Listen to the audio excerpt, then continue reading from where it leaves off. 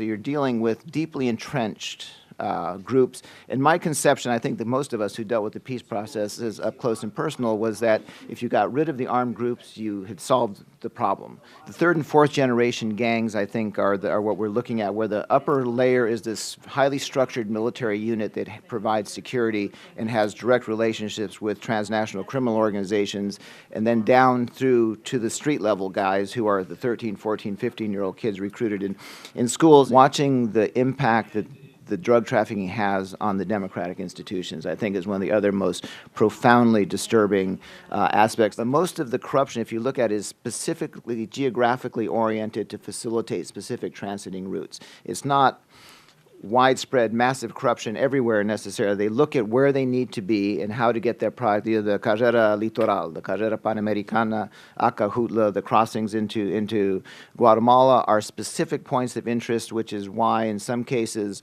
parties that should have disappeared because they have less votes than their fingers don't disappear, because in specific locations they're still the political power. We're not looking south nearly enough, I would say, in our policy, but it's very difficult to do, it's costly, and it's very time-consuming.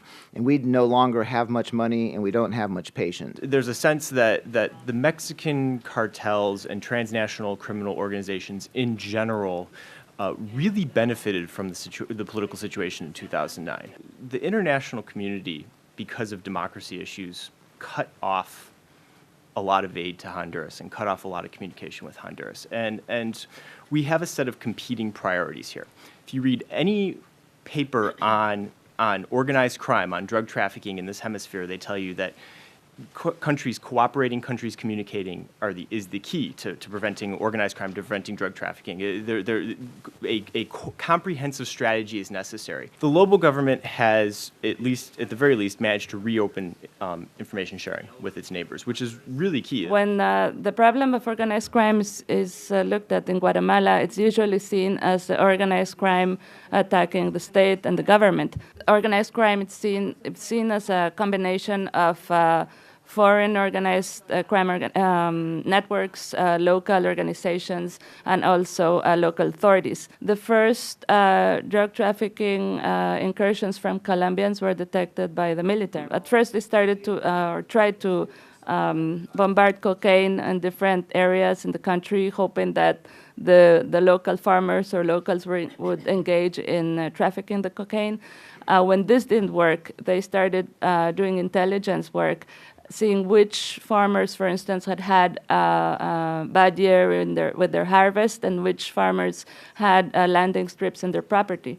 So they started renting these landing strips. They started paying the farmers not only in money, in dollars, but also in drugs. Within Central America, we have the Central America Regional Security Initiative. It used to be called Merida Central America, but the way the Congress does our legislation and the appropriations, last year we changed it to CARSI. I've been working on Central America since October of 2008, and our successes in Colombia and Mexico have caused spillover effects. In terms of Central America, since October of 2008, things have gotten worse. You have in Honduras, in Guatemala, you have homicide rates that exceed the combined homicide rates of the entire European Union. What the Department of State and I think the U.S. government and the nations of the region have realized is citizen security is the issue for the region. Narcotics trafficking and its roots through Central America have been probably one of the leading problems in most of the countries. Domestic demand is there. 10 years ago, it was minor, and today they are commoditizing narcotics as part of the flows. Corruption is endemic throughout all levels of government in Central America. You have some countries that are better, you have others that are worse, but in general, corruption is an issue. The CARSI program, which to date represents $260 million for the 7 nations of Central America, it is the largest infusion of law enforcement assistance ever in the nations of Central America.